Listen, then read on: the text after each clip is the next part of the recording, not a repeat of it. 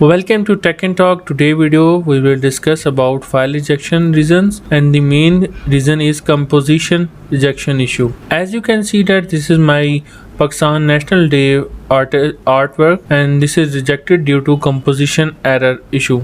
So let's see what are the reasons given by the Freepik. Freepik shows us the composition error. What is the issue? Is the composition error between the elements?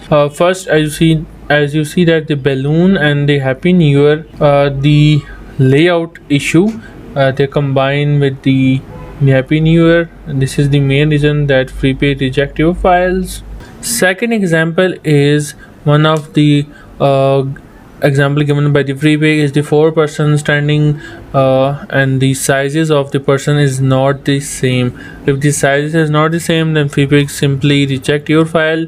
You must make sure the characters or illustration are in same size and same ratio. You can change the color of the elements, but the size of the elements, or you can say that the illustrations, this is the main reason that Freepik reject your file and give the reason, which is the composition error. And if you note this issue, then you can easily remove the composition error from your artworks. And the Freepik also educate the alignment of the artboard, and the alignment and the elements arrangement must be checked before uploading your files on Freepik, so you are good to go.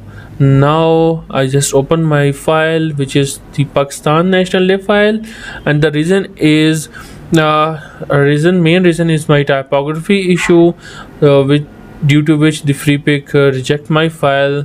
So I just fixed my issue by simply make the text expand and the alignment of the text in the center of my artboard. And the second issue is the moon, which is more darker in my file, so I make little changes and lighter my moon and star in the background. As you can see that I just simply click the moon, and I just decrease the opacity of the moon, so the main object and the background is make a difference, not look like a similar. Then I uploaded again my file on Freepik, and now this time Freepik simply accept my file as a vector file.